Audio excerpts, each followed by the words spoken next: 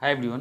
तो देखो बच्चों, आज की क्लास में हम स्टार्ट करेंगे क्लास 9th का जो चैप्टर 6 लाइन्स एंड एंगल्स है उसका एक्सरसाइज 6.2। तो एनसीईआरटी का जो फर्स्ट क्वेश्चन गिवन है आपके एक्सरसाइज 6.2 में क्या गिवन है, ध्यान से देखो आप। In given figure find the value of x and y. आपको एक्स और वाई फाइंड करना है and then show that A B parallel to C D, और उसके बाद आपको ये भी शो करना है कि ए बी जो है सी डी के पैरेलल है। तो हम इसे कैसे सॉल्व करेंगे? तो बहुत ही सिंपल है ये। हमें सबसे पहले देखो एक्स और वाई फाइंड करना है। तो एक्स और वाई हम बहुत ही इजीली फाइंड कर सकते हैं।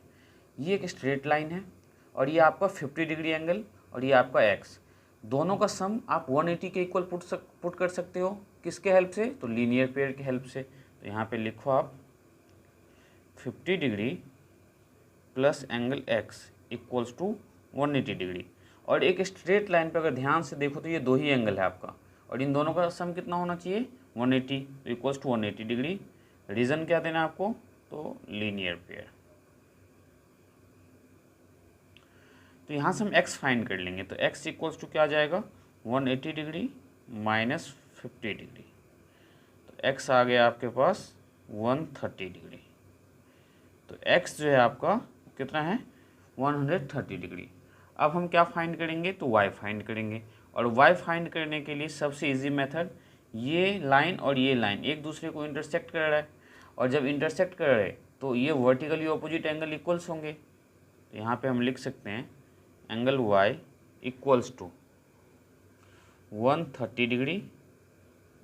रीज़न क्या देना आपको? तो वर्टिकली ऑपोजिट एंगल। जब एक लाइन दूसरे लाइन को कट करे तो वर्टिकली ऑपोजिट एंगल होता है। जैसे ये एंगल x है तो ये जितना होगा इतना ही आपका ये एंगल भी होगा। तो किसके हेल्प से? वर्टिकली ऑपोजिट एंगल के हेल्प से। ये 50 डिग्री है तो ये भी आपका क्या होगा? 50 डिग्री होगा। किसके हेल्प से? तो वर्टिकली ऑपोजिट एंगल के हेल्प से। तो सिमिलरली अगर ये 130 डिग्री है तो ये भी आपका कितना होगा? 130 डिग्री। तो एंगल y क्या आ गया? 130 डिग्री। रीज़न क्या देना? Vertically opposite angle.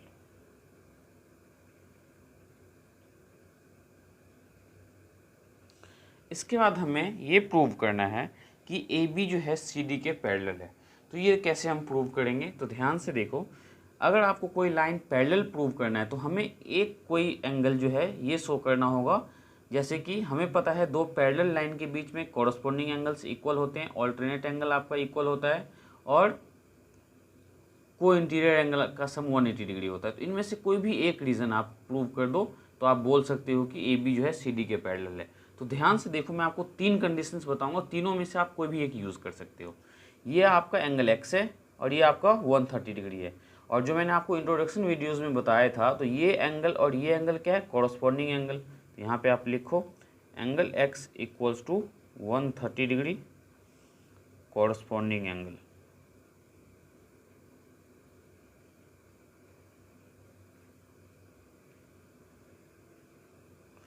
तो यहाँ पे लिखो आप hence corresponding angle are equal, hence corresponding angles are equal. आपका जो है कॉरस्पॉन्डिंग एंगल इक्वल है।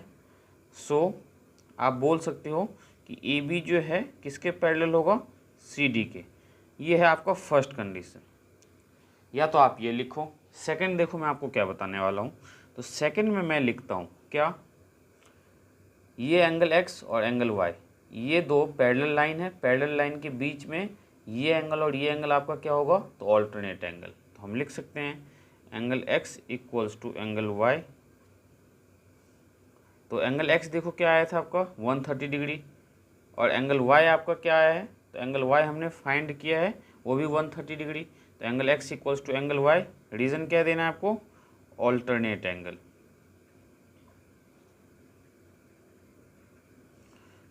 हैंस तो आप क्या लिखोगे कि hence alternate angle are equal, hence alternate angle are equal, therefore आप क्या बोल सकते हो यहाँ पे? देयरफॉर ए बी जो है आपका किसके पैरेलल होगा? सी डी के पैरेलल होगा। ये था सेकंड कंडीशन। थर्ड क्या यूज़ कर सकते हैं हम? तो देखो ये एंगल x है, आप इसे एंगल 2 कंसिडर कर लो। इन तीनों में से आप कोई भी एक रीज़न दे सकते हो, ये तीनों के तीनों रीज़न देने की ज़रूरत नहीं है आपको, ये तीनों मैं आपको इसलिए बता रहा हूँ क्योंकि आप इन तीनों में से किसी भी एक मेथड से सॉल्व कर सकते हो, कोई प्रॉब्लम नहीं है। तो थर्ड में देखो मैंने क्या लिखा है, angle x plus angle 2 equals to 180 degree. अगर एंगल 2 आप फाइंड करते हो तो एंगल 2 क्या आ जाएगा, 180 डिग्री माइनस एंगल x, तो angle 2 equals to 180 degree minus angle x कितना है आपके पास, तो एंगल x आपका था 130 डिग्री, तो एंगल 2 इक्वल्स टू क्या आ गया आपके पास 50 डिग्री। और अगर ध्यान से देखो तो ये 50 डिग्री और ये दोनों क्या है, कॉरस्पॉन्डिंग एंगल। तो आप यहाँ पे लिख सकते हो हैंस